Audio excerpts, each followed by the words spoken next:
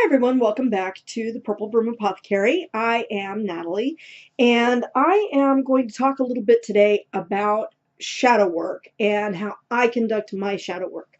This is something that I get a lot of questions about from people who contact me seeking guidance or looking for information, or people who are new and are trying to learn how to do things. Excuse me, I've been a little bit sick. I was diagnosed with the flu, so I'm a little bit so if I cough a few times, I do apologize. But basically, I wanted to come on here today and talk a little bit about some of the shadow work that I've been doing recently, how I've been conducting it, what it means to me, what shadow work is, because I think a lot of people don't really understand the term shadow work, and it sounds like something that's, dark and, mysterious. And it is something that you want to enter into with a lot of grounding. And I'll talk about that in just a few minutes. But I want to give you guys some ideas on how I conduct it, what I do, what it means for me, and how it can help you. Excuse me, I am so sorry. Okay, first off, shadow work, what is it? Shadow work is it's not strictly a witchy thing. A lot of witches engage in shadow work, but it really refers to a Jungian principle. Carl Jung was a psychologist who studied under Sigmund Freud, and he expounded on Freud's ideas. He brought to Freud's ideas the idea of spirituality, because it was something that Freud kind of completely disregarded or didn't even intake. Freud was kind of hooked up on the sexuality side of things, and Jung understood that there was a spirit life, something beyond just what we see here, that there is spirit to humanity, and that there were certain things that may impact our development on a spiritual level, and he sought to bring that into focus with the ideals that he learned from Freud. One of the things that Jung refers to is the shadow. And basically, what Jung believed was that shadow are the aspects of ourselves that we try to suppress, repress, or basically deny and ignore. And the problem with that is when you ignore these aspects to yourself, they have a tendency to grow and become worse, or kind of reach a point where it kind of boils over, I guess would be the best way to put it. I'm going to pause for a moment because my daughter's dog is barking outside the door, and I think she's trying to indicate she wants to come in and lay down on her sheet. So give me just one moment, and I apologize.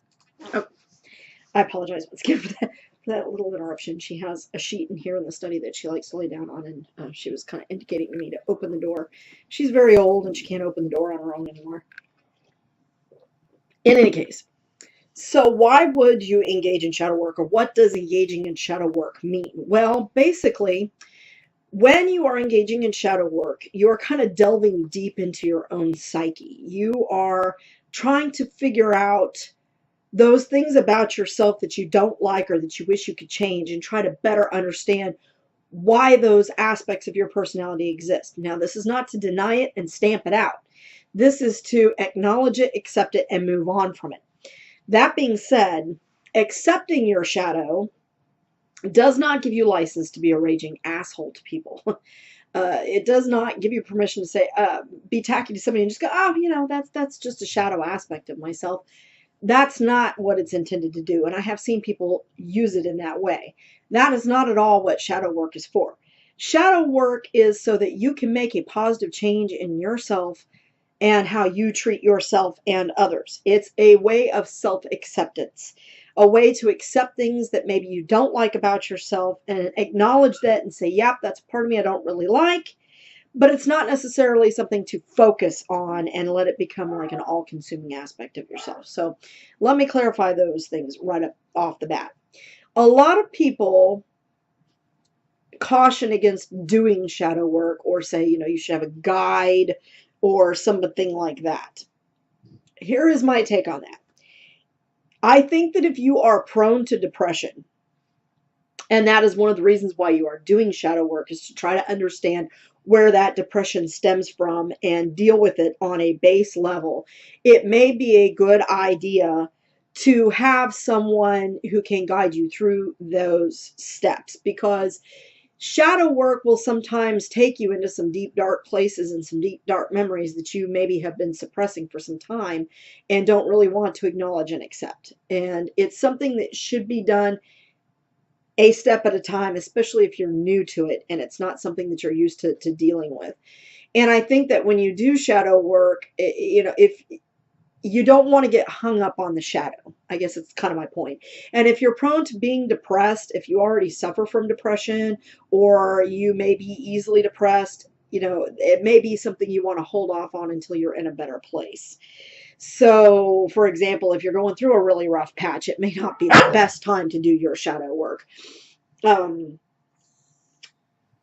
I had to put off doing some shadow work that I really wanted to do, that basically somebody flat out told me you need to do some shadow work. And I knew this person was right. I was kind of trying to do some, but I was not at all in a good place because of stuff going on around me at the time. And I was very offended by this person's statement, but I knew they were right at the same time. So I understood where they were coming from, and I couldn't really explain my behavior other than the way I was trying to explain it at the time. It's I got a lot of shadow to deal with. And if I get emotional, I'm sorry. I understand that there's a lot to me that I need to explore and expel. And as you can see, it is still a work in progress.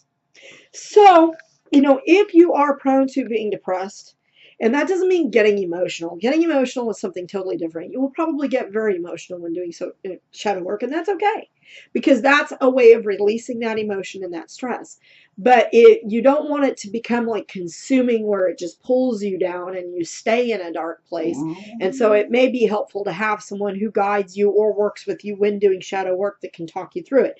Seek out a counselor. Seek out somebody who is experienced in shadow work and can help you through that process.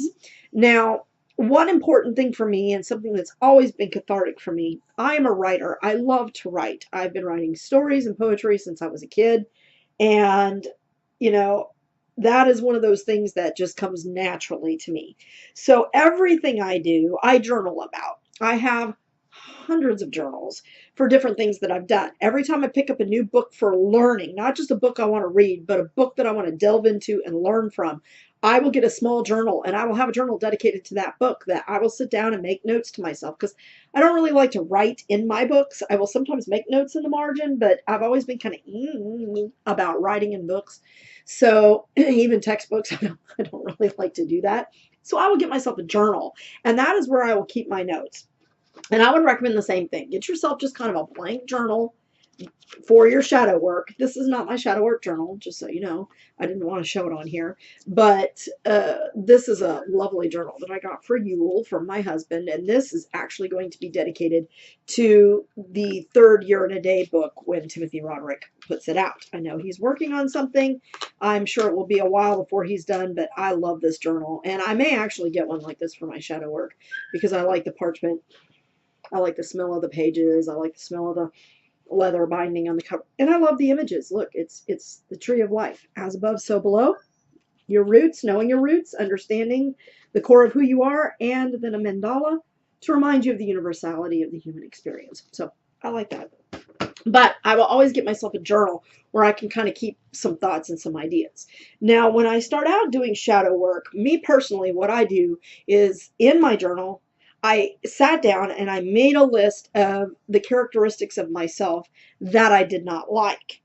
Top being, I tend to be very jealous. I try not to be petty, because I avoid pettiness and hypocrisy. Roxy, enough. There's no call for that. She's getting upset because the puppy that's crated at the moment is having a hysterical fit. But I will make a list of things about myself that I do not like. Things that I think don't pertain to me that may pertain to me. And I try to give myself some examples. Like, for example, being petty. Everybody is petty once in a while. I try not to be a petty person. I try to let things go and not hold grudges and that kind of thing, because I used to hold a lot of grudges. I could hold a grudge till the day I died. And that kind of eats you up from the inside. It really does. So I've tried to learn to let go of a lot of that. And meditation has brought me there. And meditation is part of my shadow work. So I'll go into that in a few minutes. The next thing I do is I will write down some examples of how these characteristics in my personality have negatively affected other people or my relationships with other people or my feelings about myself. And I kind of block it. I make like a chart. Relationships with others, relationship to self. How have I harmed other people through this characteristic of my personality? And I'll try to list a couple of examples and maybe name a few people or times where that may have been impacted.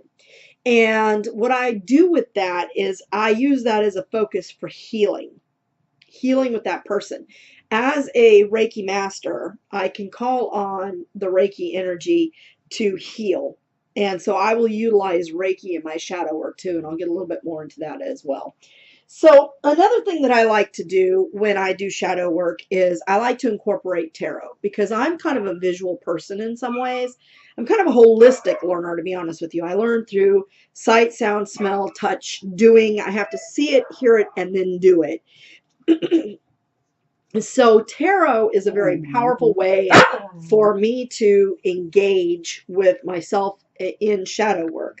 And I feel that it allows me to connect with my ancestors and spirit. And so what I will use is I will use the Ancestor Tarot specifically for my shadow work. I don't do a lot of readings for other people with this particular deck. This is a deck that I use for myself. And as you can see, I have several cards that I use. It depends on what I'm doing. What aspect am I doing shadow work on at that particular moment? Because when I do my shadow work, I will take that list of characteristics and instances and I will focus on one at a time. I don't try to do a bunch all at once. Each time I go to do shadow work, I'll focus on a particular aspect of myself. And some of the cards that I choose all relate to either things that I want to see come out of the shadow work, or they relate to things, aspects that I feel relate to that particular aspect of myself. For example, the Nine of Swords is a card that I use when I am working on shadow work related to how I feel I have been treated by others and how that's affected me in terms of my self-esteem. I tend to have a very low self-esteem, and a part of that is due to the fact that I have never really felt accepted for myself by really anybody, starting with my family. So doing that, hanging on to this card allows me to relate to that emotion and to that feeling and say, okay, what makes me feel that way? Why do I feel like I've not been accepted by my family? And I will write down a list. So I'll use the card as a focal point for a meditation, and I will do a meditation to try to delve to the reasons why. What is the root of that feeling? Why do I feel like I've been rejected by even family? Why do I feel like I'm always on the outside fringes of any group that I associate with, any community that I involve myself in? And I will delve down to that, and I'll try to find those root causes, which may delve up more shadow. It may give me more things that I need to add to my list of things that I need to work on. Aspects of myself. I mean, there must be a reason why people don't like you, right? So that is a card that I use for that. When I am working on feelings of betrayal, the Seven of Swords. To me, the Seven of Swords has always been kind of a sneaky card. This particular card to me looks like this guy's very smug.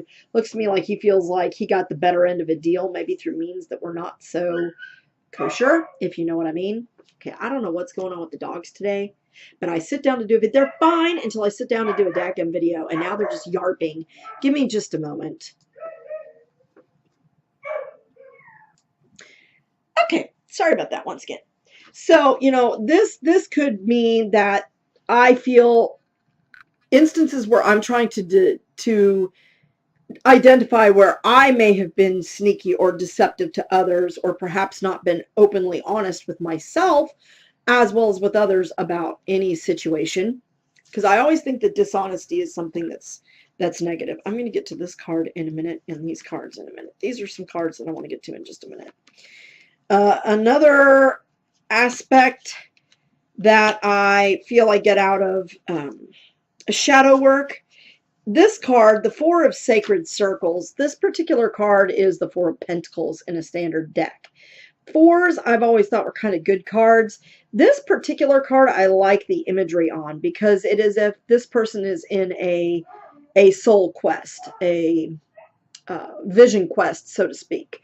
So I really like this particular card. I like the Native American imagery because that is part of my heritage. And so I like to use this card as a focal point for connecting with ancestors to help heal whatever shadow. So towards the end of that shadow work session, I may take this card, focus on it, and call upon my ancestors to help me heal, as well as any Reiki energy that may come from the divine, anything that comes from spirit, to help heal that aspect of my personality and help me put it to rest, so to speak.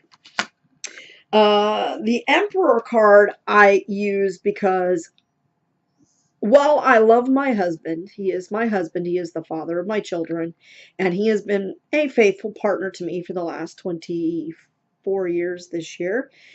It is important to note that he has very much the aspect of the Emperor. He controls everything about my life. He sets the schedule for my days. He runs my business. I have very little to do with the running of my business, to be honest with you. The only aspect of my life he wants nothing to do with is the witchy aspect of my life. He wants nothing to do with the purple broom. He wants nothing to do with my YouTube channel or any of that. Excuse me one more time. Okay. So the Emperor card to me deals a lot with how I view my relationship with my husband. I feel like I am the subservient and he is the emperor. So I will use that as kind of a card to focus on how to shift the dynamic of the relationship where it is more equal, where I feel more like an empress and not like a consort, that sort of thing. Other cards that I will use in shadow work are like the Devil. And this card to me more deals with, I don't really have a lot of problems with, like, I'm not addictions, so to speak, in terms of I've never been hooked on drugs. I've never taken a drug in my life, never smoked a doobie, never done any of that. I don't smoke and I don't drink at all. I gave up alcohol altogether as well.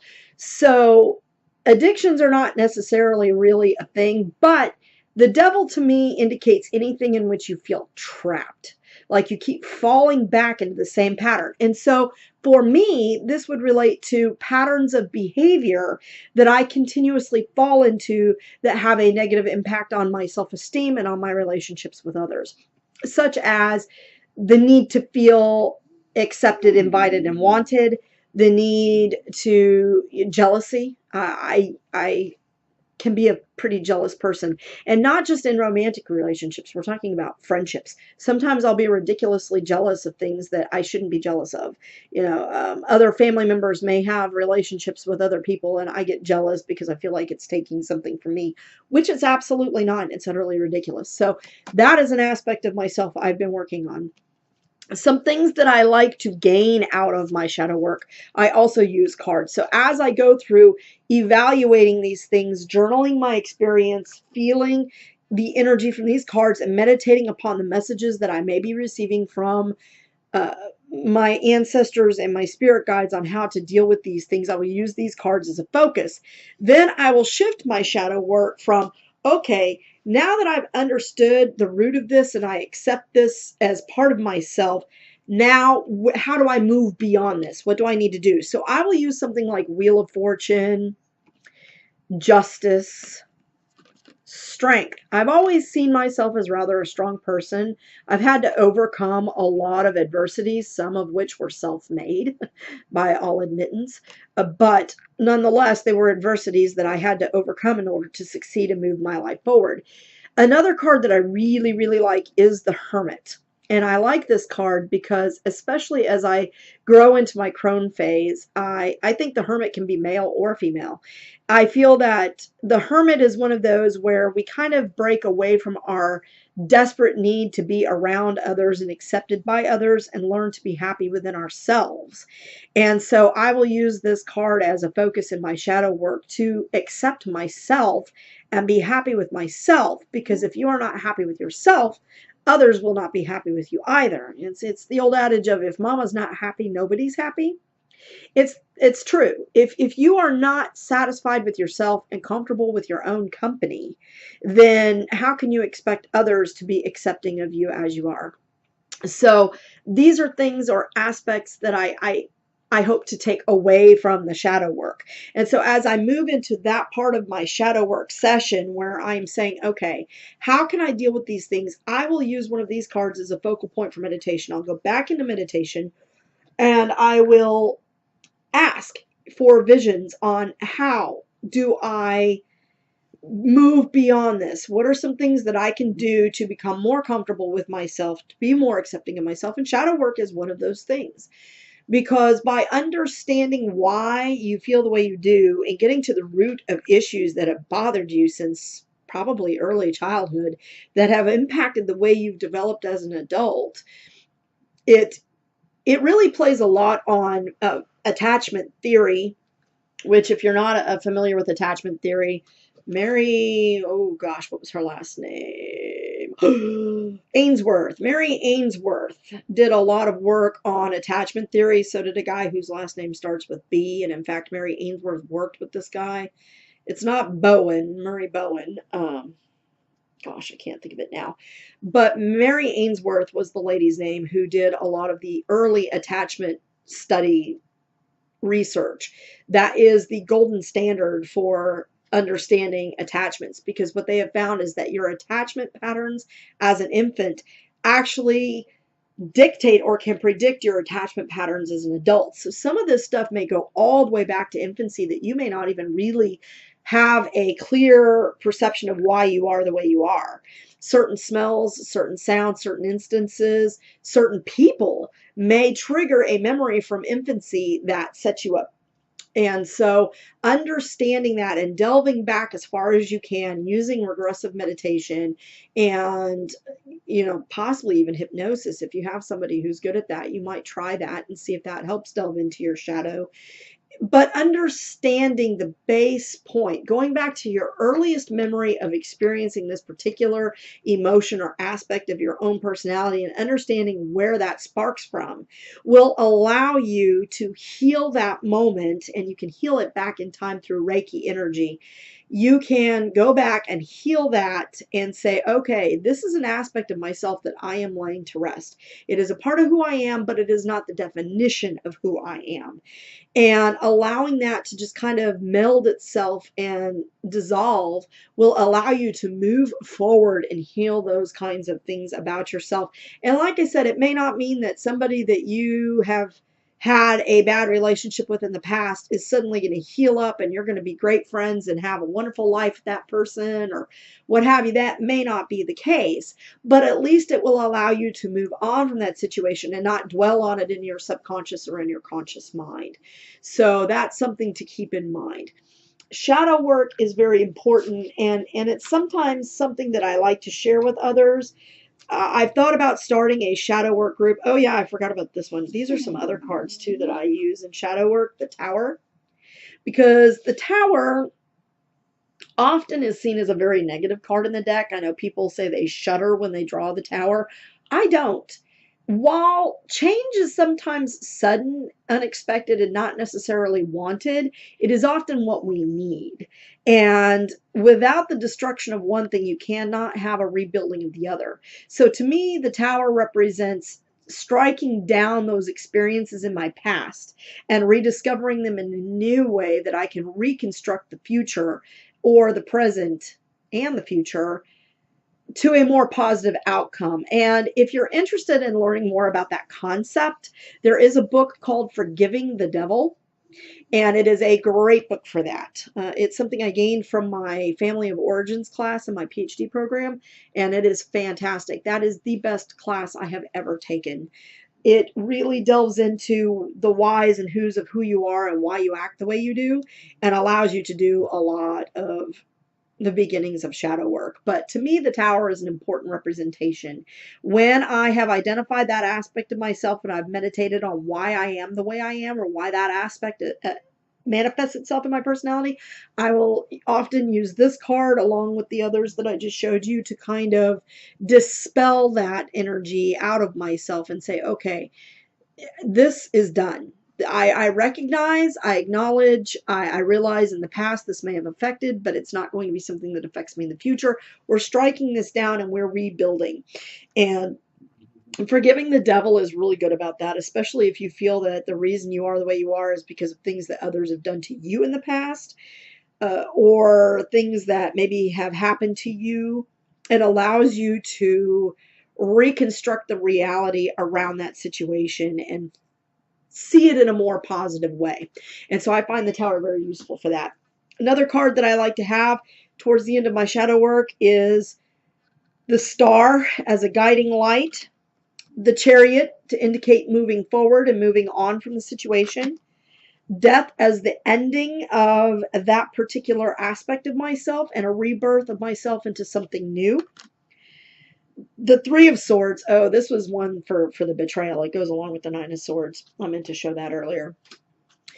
I like to use the moon as a guide in the darkness, plus the moon is my ruling planet. I've always been very drawn to the moon, and I always am energized by the moon. So this I see as infusing a new energy and allowing me to open up my intuition and my feminine divine within myself and allow myself to move on from things that have hurt me in the past. And I just like this image a lot. It's the Eight of Cups. The Eight of Cups to me is always kind of a cool card. And this particular one in particular calls to my Celtic heritage. I have some Native American, some French, and some Celtic heritage. And so this one to me seems to be the purple in the robes is the royalty, you know, the ability to rise above whatever is a problem, to recognize the resources that you have and to look to the guidance of our ancestors and the spirit and understand that there is more to this life than just our past experiences and that we cannot allow those past shadows to shadow the future. So I like to use those cards as ways to kind of guide myself, and I'll stair step that as I go. I may make a notation in my journal about these cards and how it relates to that particular shadow session and what I can gain from that and how I can move on. And then I will do a Reiki session for myself on healing, and I allow that to flow through me and guide me in emerging forth like a moth into a new creature or a butterfly into a new creature. So those are some ways in which I delve into my shadow work. If you guys have other techniques or strategies that you do, I would love to see your comments in the down bar, because I think that this is an important topic. And especially now towards the beginning of a new year when we have a lot of resolutions for ourselves, this is a good time to start kind of renewing yourself. And shadow work is a good way to do that. So any suggestions, comments, or ideas that you have, I would absolutely love to see in the comments. Again, thank you so much for watching and for supporting me in this channel, and blessed be.